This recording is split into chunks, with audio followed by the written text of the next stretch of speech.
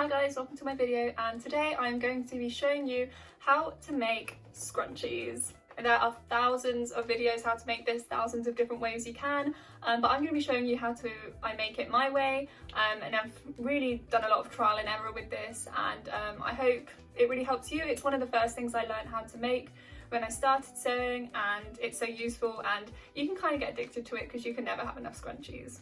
So first you want to choose your fabric.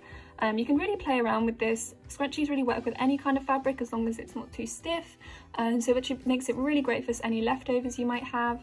And right here I've got 3 poly cottons and different patterns. I'm obsessed with them, but today I'm going to be choosing this one. I think it's so bright and I think it's going to be really nice for summer.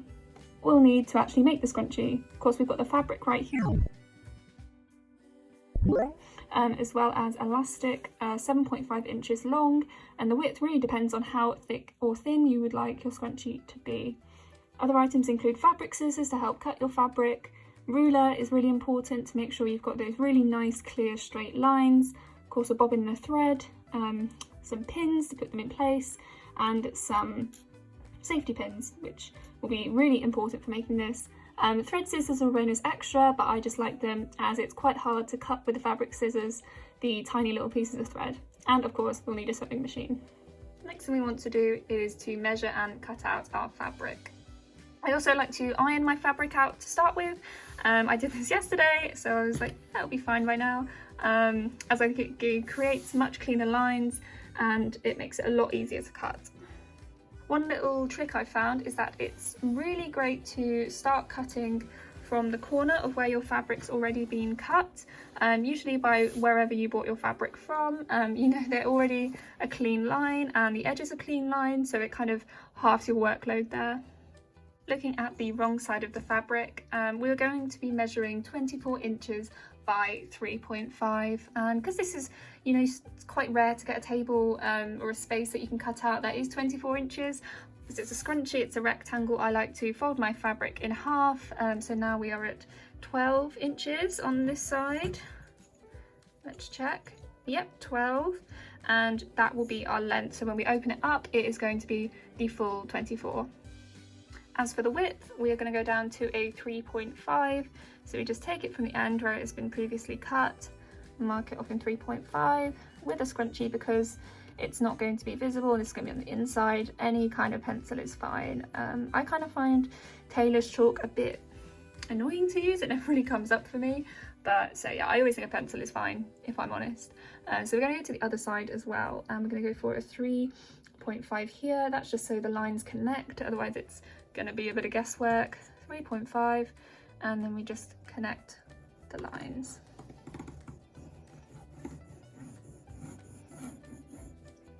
Yeah. Again, the 3.5 really depends on how thick or thin you would like your scrunchie to be. This is just the width that I found works really well with the length, but yeah, the more you do it, the more you can kind of play about with the width and the length till you find one that you really do prefer. Now we are just going to cut it out. I was pretty skeptical about fabric scissors or buying, you know, really investing into fabric scissors, but honestly it's been one of the best sewing investments I've made. There is such a difference between these and the cheap little sewing scissors I've got in my first like Amazon sewing basics kit. These are, I don't think they actually say, but I got them from Tesco and they are brilliant. And also the sound they make is amazing. So there we go, there we have our scrunchie, or what will be the scrunchie. Unfold it, and there is 24 inches by 3.5 inches. And now we are going to grab our elastic, and then we are going to start making it.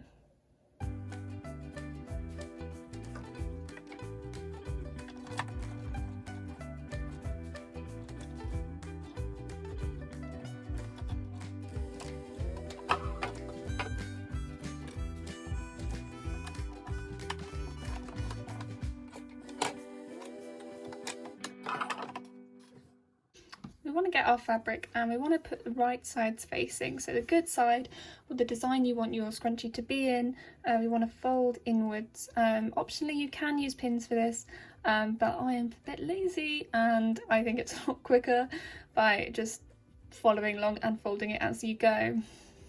Now we've got our machine all ready, we're going to go back to that start point, and we are going to go right from the edge in a straight stitch at a 2.5 length and just sew all the way along the bottom, making sure there is a back stitch at the start.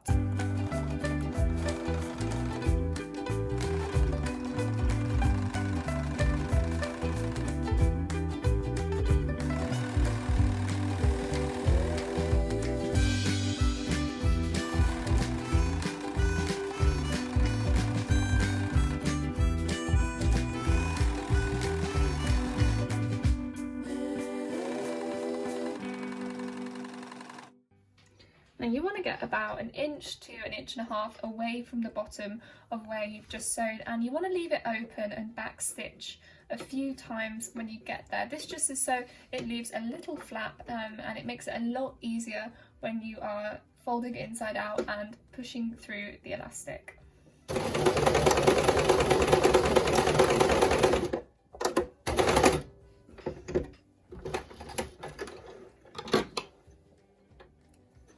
Now we want to grab our safety pin. I recommend using a pretty big one and attach it to our fabric at that end where we haven't completely sewn it shut. So we're going to attach it there. And now you are kind of just wanting to, it's kind of difficult to explain this, but you just want to turn it inside out, and this safety pin is going to act as a guide. So if I push it in, you can kind of see it pushing through that tunnel inside, bunching up, and then we're just going to pull it through so it's turning inside out. And we want to do that all the way to the bottom. The more you do this, the easier it gets. But that is just turning our fabric all inside out, so the right side is facing, and so that we don't see any of these raw edges, which as you can assume is probably not going to look that great when you are wearing it. So just get to the bottom, and here's the safety pin, and ta-da, push it all through, and there it is.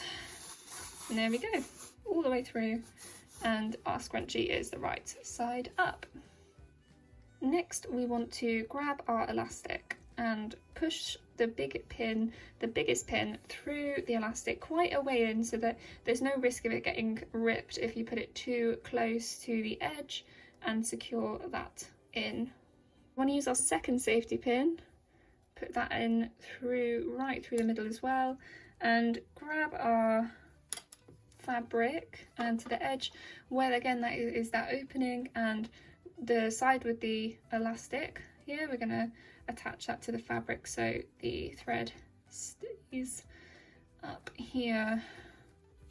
This next part can be a little bit fiddly, but we are pushing the big elastic through here, and so it is bunching up.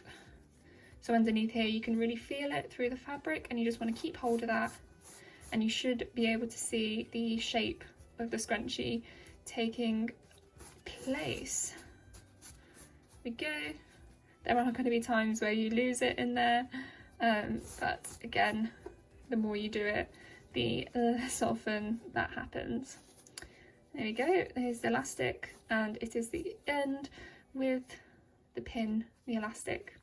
And grab the other end, and you should see we have got both ends, and we can, if we are lucky and it doesn't ping on through, take off and remove the pin from both sides, and making sure we keep hold of the elastic there. Now we just want to overlap them. I like to secure it in 2 places, just because it's a scrunchie, it's going to have a lot of wear and tear, and there's just a lot less likelihood, it makes it a lot more secure, less likelihood of breaking. So I'm going to fold it over just like this, making sure it is the right way round, and we're going to sew a zigzag stitch on the lowest length we can without it being in the same spot, all around here, and then another one here.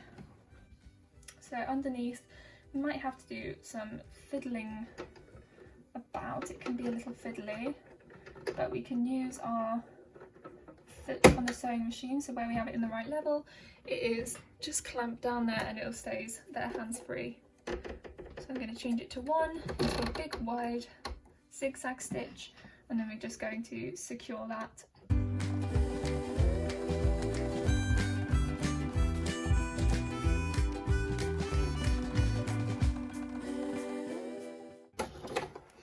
And there we go, that is the inside of the scrunchie all sorted. Cut the ties with the sewing machine and get started on closing it up. Next part, we're going to use where we had the open bit there, and we're going to tuck it in. And again, like other steps in this tutorial, it is a little bit fiddly, and you just want to fold it into itself so the fabric is on the inside and it is nice and straight all the way around. Now we've got that, no raw edges showing. We want to get the other end with the raw edges and tuck it inside with the seams together, just for uniformity, and really fiddly, but we want to tuck it in so that we can't see any raw edges, and we're going to sew it shut. There we go. That's really important because I do this all the time, is I always forget that we were just on a zigzag stitch, so we want to change it back to a straight stitch and move it back up again to the right length, which is a 2.5. Now I like to start just off, not right on the end, because it can tend to get a little bit stuck when trying to get on the fabric. So if we start about a centimetre down into the line, we're just going to do a straight stitch.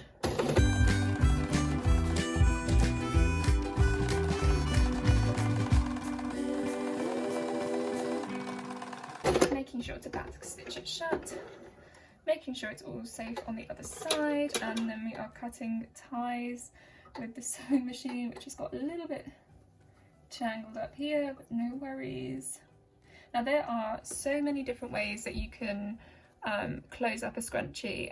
There are ways that can look a little bit neater, that doesn't have this seam running down, but I personally think that this, you cannot tell if you do it this way, and it is a lot easier. And yeah, there we go, that is your scrunchie all finished. I'd give it a few pulls, a few tugs, just to make sure everything's secure, that you don't need to get your machine out again to fix it.